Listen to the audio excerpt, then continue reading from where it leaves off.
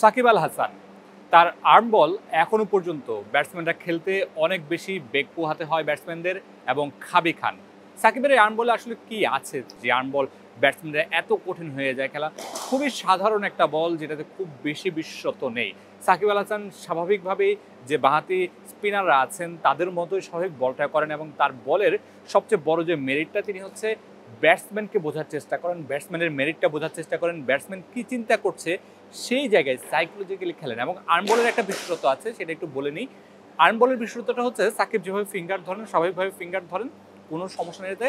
সাকিব যেভাবে বল ডেলিভারি করেন তার থেকে একটু বাঁ দিকে সরে বা একটু স্লাইড অ্যাঙ্গেলে তিনি বলটা ছাড়েন, একটু স্লাইড অ্যাঙ্গেলে বলটা ছাড়েন। এবং এখানে আরেকটা কাজ আছে, সেটা হচ্ছে এই যে বলটা তিনি ধরেন, বলটা ছাড়ার সময় ঠিক এই যে পিছনের আঙুল যেটা আছে, ঠিক পিছনের আঙুলটা এটাতে একটা চাপ দেন।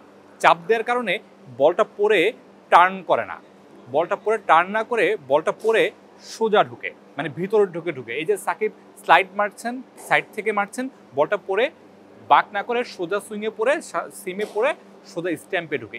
এই জায়গাটায় সাকিব অনবদ্য, অনন্য, যেটা এখনো পর্যন্ত কোনো ব্যাটসম্যান সাকিবের এই আর্ম বলের যে খুঁটিনাটি সেটা এখনো ভাঙতে পারেনি। এবং সাকিব এখানে সবার থেকে আলাদা। ড্যানিয়েল ভেট্টোরি তিনি এই আর্ম বলের প্রচলনটা করেছিলেন এবং তার আর্ম বলটা খুব বিখ্যাত ছিল তখন, সেই সময়।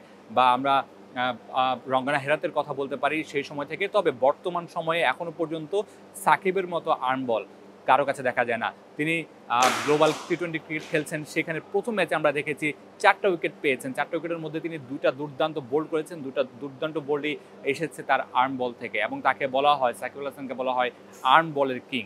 সেই আর্ম বল দিয়েই তিনি এখনো পর্যন্ত প্রতিপক্ষকে বেশ খাবি খাওয়াচ্ছেন।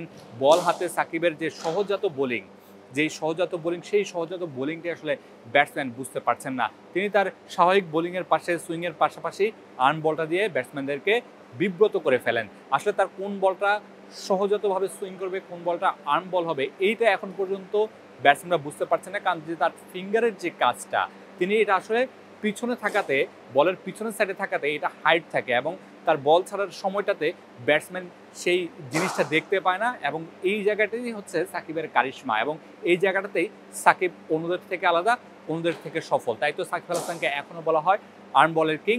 সাকিব টি-20তে দারুণ করছেন, তাকে নিয়ে আসলে কথা হচ্ছে যে তিনি বাংলাদেশ দলে ফিরবেন কিনা। বিসিবিতেও তাকে নিয়ে বেশ লম্বা আলোচনা হচ্ছে। সাকিব যে পারফর্মটা ক্যারি করছেন, যে ফিটনেসটা ক্যারি করছেন, সেটা যদি ক্যারি করে, বিসিবির অনেক পরিচালক বা বিসিবির একটা অংশ সাকিবকে চান 2026 টি-20 বিশ্বকাপে বাংলাদেশ দলে খেলাতে। সেই জন্য তারা দেশের বাইরে যেই টি-20 ম্যাচগুলো আছে বা সিরিজগুলো আছে, সেই ম্যাচগুলোতেও সাকিবকে খেলানোর একটা পরিকল্পনা করছেন। তবে এখানে বিষয় হচ্ছে সাকিবকে প্রস্তাবটা দেওয়া হবে, সাকিব সেটাতে অ্যাগ্রি করেন কিনা।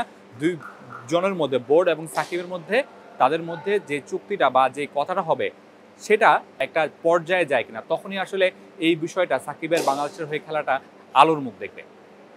Mamunur Rashid, star news.